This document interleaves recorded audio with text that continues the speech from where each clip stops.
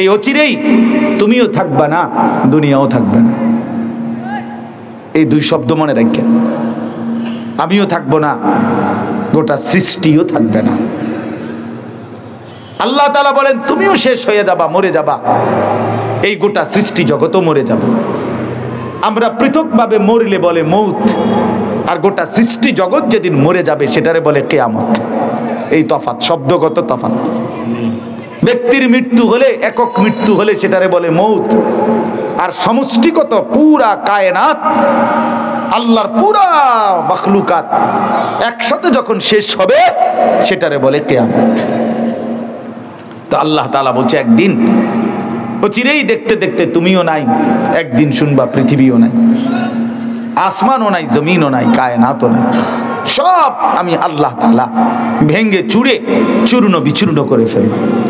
ইদা সামাউন ফাতারাত, আসমান কাচের মতো চুরচুর করে ভাঙবে।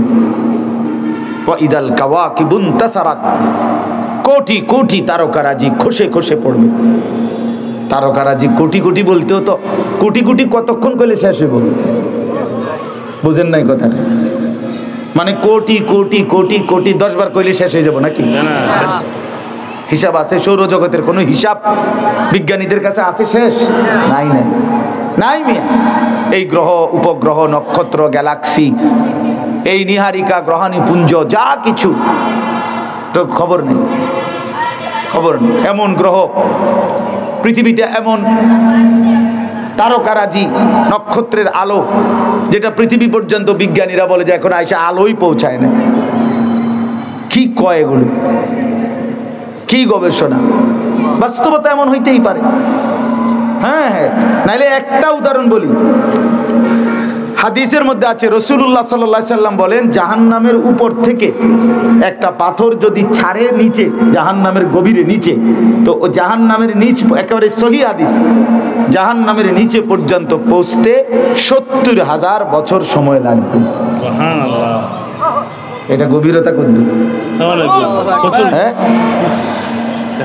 কি কোনো হিসাব আছে? কোনো? হায় হায় হায়।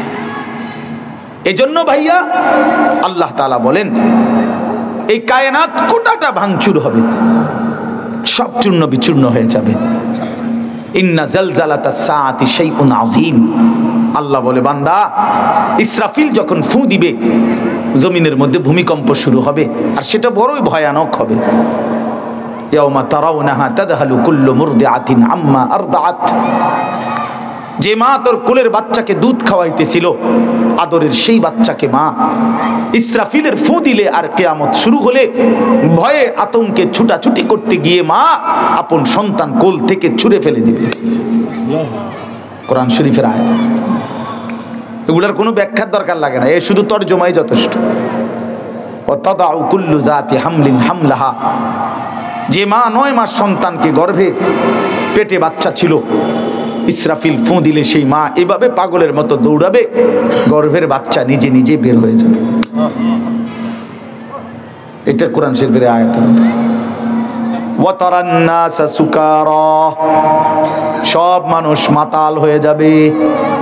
ওয়া মা হুম বিসুকারা, আল্লাহ বলেন আসলে কেউ মাতাল নয়, সব মাথা ঠিক আছে, এমনিতেই দৌড়াইতেছে। যদি বলেন কেন এমন দৌড়াচ্ছে, আল্লাহ বলেন ওয়ালাকিন্না আযাবাল্লাহি শাদীদ, লোকগুলো বুঝে ফেলছে আল্লাহর আযাব বড় ভয়ানক, আল্লাহর শাস্তি বড় ভয়ানক। এজন্য বন্ধু আমার, দিন শেষে কিন্তু এটাই সত্য, তুমিও থাকবা না, জগতও থাকবে না, এই হাসি কান্না কোনোটাই থাকবে না, এই আলো অন্ধকার কোনোটাই থাকবে না, এই রোদ বৃষ্টি কোনোটাই থাকবে না, এই আসমান জমিন কোনোটাই থাকবে না।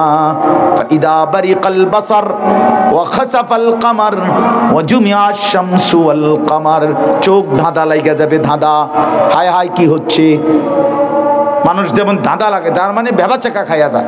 আরে আরে আরে কিরে কিরে ভাইয়া যাই শব্দে হায় হায় হায় এমন করে না মানুষ? তো আল্লাহ তাআলা বলেন আসমান ভাঙবে, জমিন ভাঙবে, পাহাড়গুলো তুলার মতো উড়বে, সাগর নদীর পানিগুলো টকবক করে উতরাইতে থাকবে, লোকেরা শুধু চিৎকার করবে হায় হায় কি হচ্ছে। ভেবাচেকা খায়া যাবে, সূর্য চন্দ্র এক হয়ে যাবে, মানে আলোহীন হয়ে যাবে। এইখানে আল্লাহ তাআলা বলছেন, ভাইয়া শুনেন, কাল্লা ইদা দুক্কাতিল আরদু দাক্কান দাক্কা। আগে কিছু নাফরমানের কথা বলছে, কাল্লা বাল লা তুকরিমুনাল ইয়াতীম, আমার নাফরমান বান্দা ইয়াতীমকে ইজ্জত করে নাই। ওয়ালা তাহাদ্দুনা আলা তুআমিল মিসকিন, গরীব ফকির মিসকিন অভাবী মানুষকে খাবারের জন্য, অপরকে খাওয়ানোর জন্য উৎসাহিতও করে নাই। ওয়া তাকুলুনাত তুরাসা আকলাল লাম্মা, অন্যায় ভাবে হারাম ভাবে সম্পত্তি ভক্ষণ করেছে, গ্রহণ করেছে, ছিনিয়ে নিয়েছে। আল্লাহ বলেন এইভাবে, ওয়া তুহিব্বুনাল মালা হুব্বান জাম্মা, আমার নাফরমান বান্দা বড় মজবুতির সাথে দুনিয়ার মাল আর সম্পদকেই প্রচন্ড ভালোবাসছে, খুব চেষ্টা করছে, বিল্ডিং খুব মজবুত, একেবারে আপনার বুয়েটের ইঞ্জিনিয়ার দিয়া সয়েল টেস্ট করা, ফাইলিং খুব হেভি, ফাইলিং খুব মজবুত হয়েছে ফাইলিং। আমার একজনে বলতেছে, হুজুর একেবারে সবচেয়ে বড় বিসিএস ইঞ্জিনিয়ার, উনি বলছে 5টা করে রড দিতাম, আমি বেড়ারে না জানাই আরো একটা বাড়াই দিছি।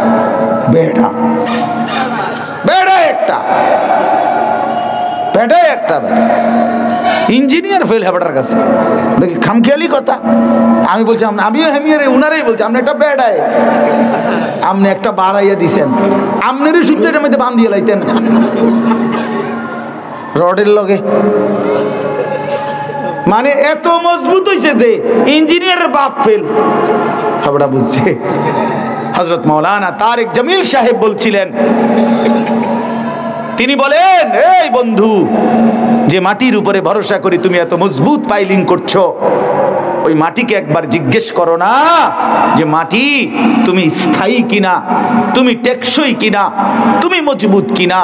মাটি চিৎকার করে বলবে, প্রিয় বন্ধু আমি টেকসই না, আমি স্থায়ী না, আমি মজবুত না। ইসরাফিল ফু দিলে ইদা রাজ্জাতিল আরদু রাজ্জা, আমি মাটি রেজা রেজা পাউডার পাউডার হয়ে যাব।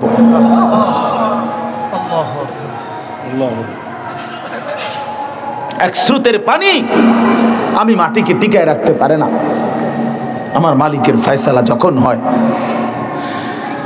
এজন্য আল্লাহ তাআলা বলেন, হায় বান্দা, মাল এভাবে পছন্দ করে ফেললা, দুনিয়ার এভাবে শক্ত করে ধরলা,